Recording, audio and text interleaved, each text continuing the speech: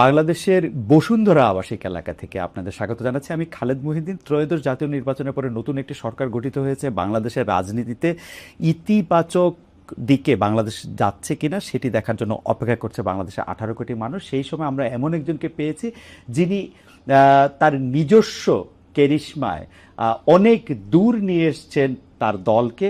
আমরা বিশ্বাস করি তার একটি পার্টিসিপেশনে বাংলাদেশও এগিয়ে যাবে অনেকখানি। আমার সাথে আছেন জামায়াতে ইসলামী বাংলাদেশের আমির ডাক্তার শফিকুর রহমান। ডাক্তার রহমান, আপনি আমাদেরকে সময় দিয়েছেন, সেজন্য আমাদের শুভেচ্ছা, কৃতজ্ঞতা এবং ধন্যবাদ জানবেন। আপনাকে অনেক ধন্যবাদ আপনার এই ব্যস্ত সময়ের মধ্যে। ধন্যবাদ। আমি আপনাকে প্রথমেই অভিনন্দন জানিয়ে শুরু করতে চাই। সত্যি কথা বলতে জামায়াতে ইসলামীর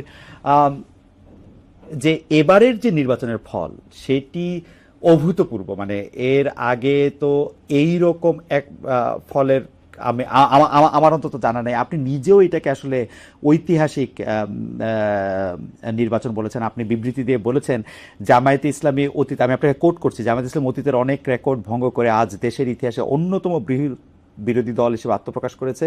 2008 সালে মাত্র 2টি আসন থেকে আজ কোটি কোটি মানুষের সমর্থন, আমাদের প্রতি জন আস্থার বহিঃপ্রকাশ।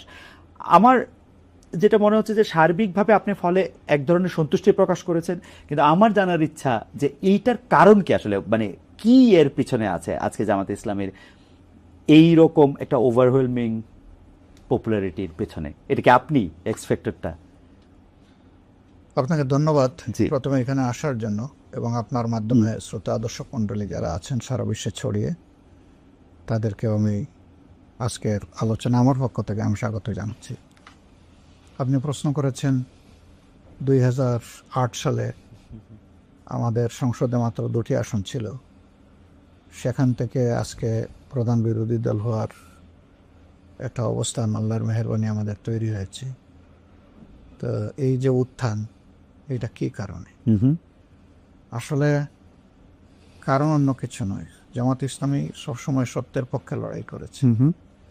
জামাত ইসলামী চেয়েছে একটা সুশাসনযুক্ত, দুর্নীতিমুক্ত একটা দেশ হোক, যেই দেশে প্রত্যেকটা নাগরিক মূল্যায়িত হবে তার আপন যোগ্যতায়, এবং অযোগ্যরাদের যে দেশে মানুষের মাথার উপরে ছড়ি ঘুরাবে না।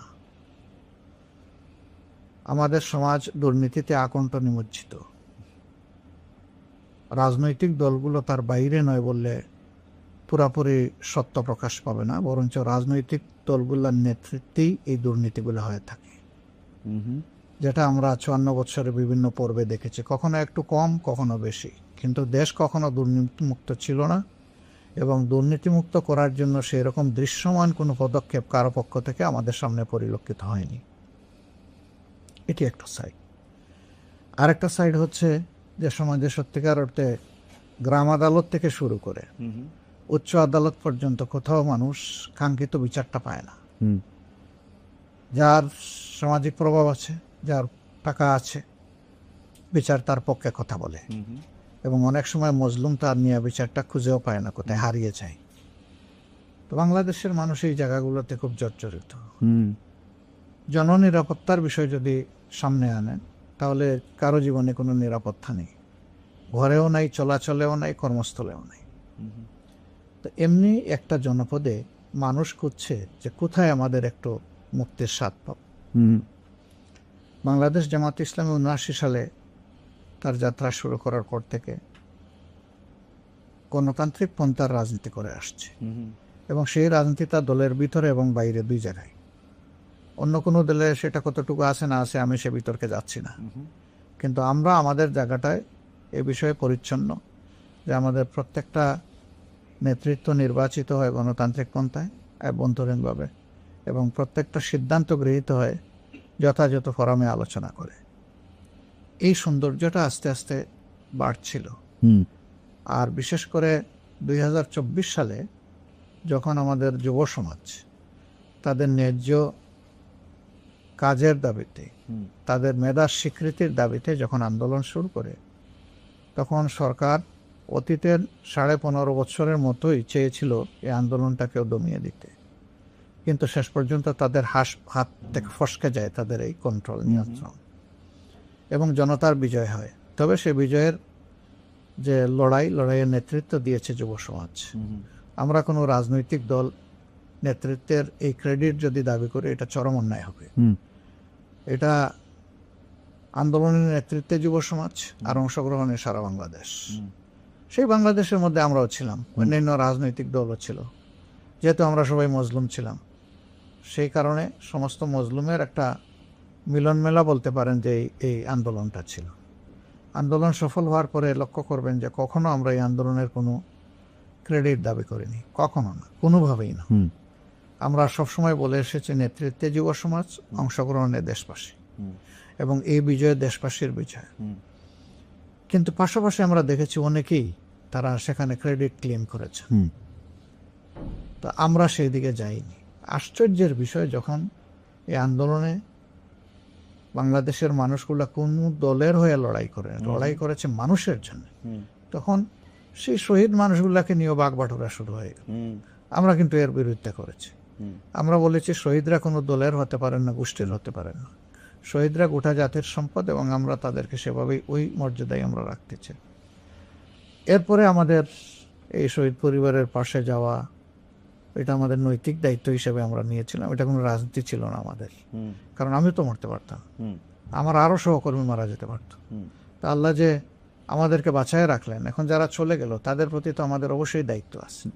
এটা ঠিক, তারা লড়াই করে নাই যে আমরা গিয়ে ওখানে কিছু তাদেরকে সহানুভূতি দেখাবো, পরিবারের পাশে দাঁড়াবো। তারা সবটুকু উজাড় করে দিয়ে দেশকেই দিয়ে গেছে, নিতে চায়নি কিছু। সেই মানুষগুলোর জন্য তো আমাদের কর্তব্য আছে। আমরা এই কর্তব্যের জায়গা থেকে প্রত্যেকটা শহীদ পরিবারে পৌঁছার চেষ্টা করেছি।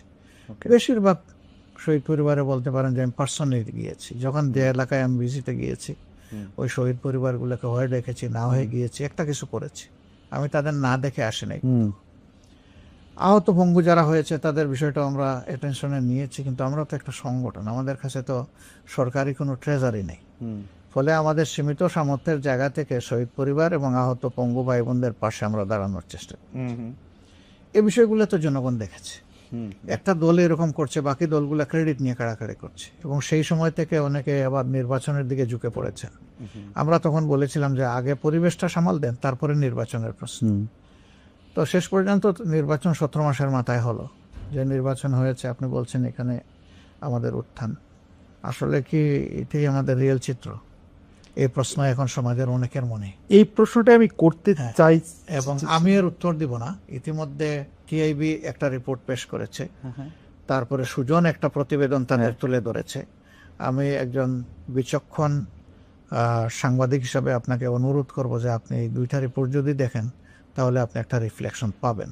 তবে আমাদের দেশে যেহেতু একটা সংস্কৃতি তৈরি হয়ে গিয়েছে, কথাগুলো আমি ইলেকশনের আগেই বলেছিলাম, জিতলে ইলেকশন ফেয়ার, হারলে এটা সূক্ষ্ম কারচুপি অথবা আপনার বড় কারচুপি, এটা বলা হতো।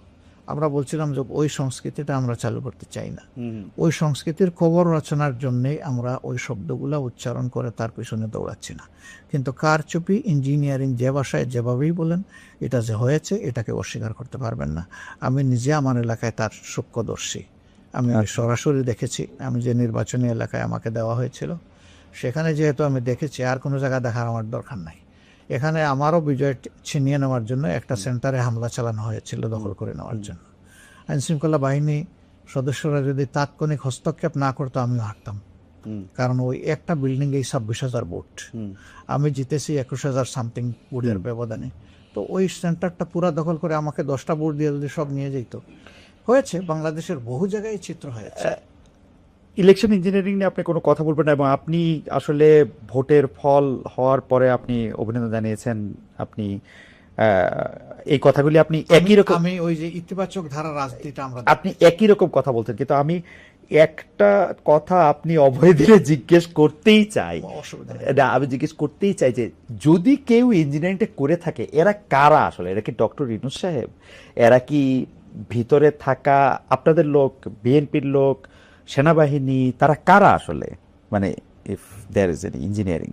দেখেন, ওরকম স্পেসিফিক্যালি বলতে হলে তো আমার সামনে সাবস্টেন্সিয়াল ডকুমেন্টস লাগবে।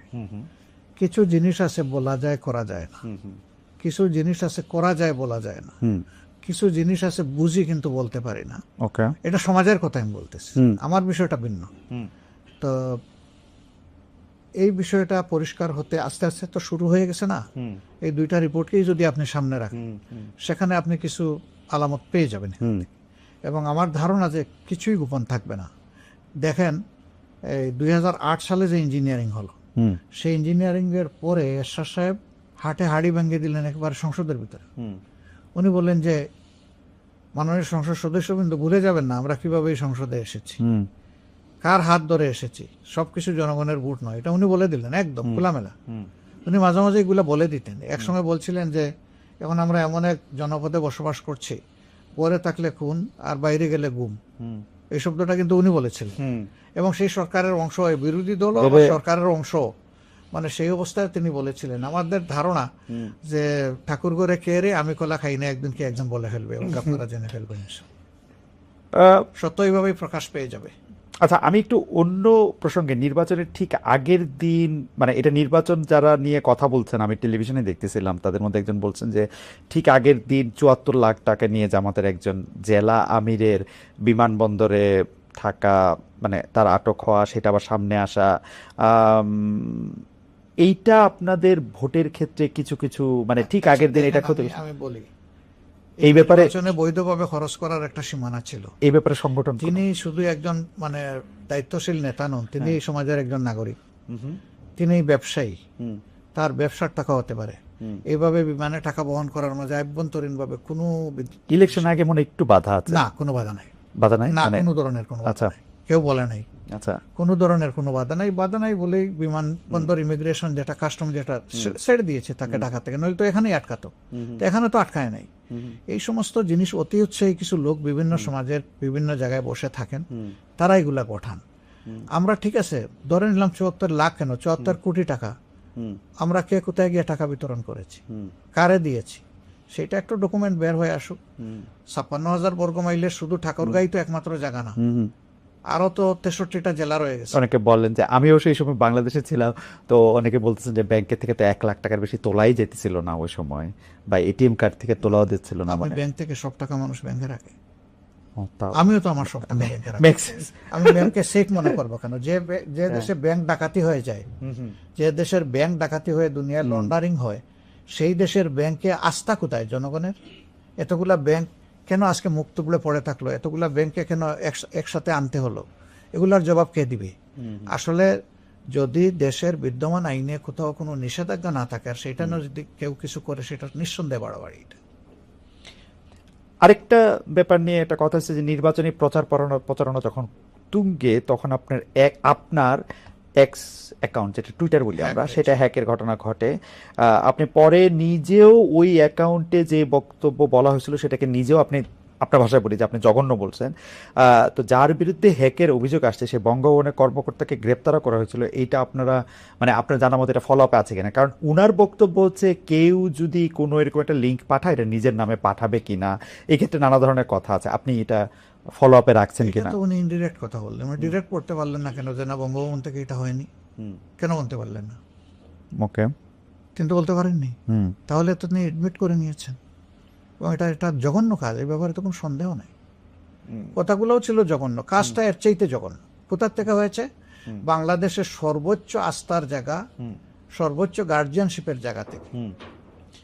আমি তো মনে করি এই একটা ঘটনায় উন্নত দেশ হলে প্রেসিডেন্ট নিজে স্টেপ ডাউন করতেন, বলতেন যে আমার আঙ্গিনা, আমার ঘর আমি সেভ রাখতে পারি নাই, একজন নাগরিক, তার অধিকার আমি হরণ করেছি, আমি এই কারণে আমার ব্যর্থতার দায় নিয়ে আমি পদত্যাগ করলাম। ওকে, এটাই মোরালিটির দাবি। এখানে আমাকে আইন লড়াইয়ে যেতে হবে কেন? কিন্তু এটা কেমন জানি একটা যুক্তির কথা এরা বলে যে আমি কি আমার নিজের নামে করতাম কিনা, মানে আমি যদি এরকম একটা, উনি বলুক, উনি কে করেছে, ওখান থেকে কিভাবে আসছে উনি বলুক, এক্সপ্লেনেশন তো উনাকে দিতে হবে। ওকে।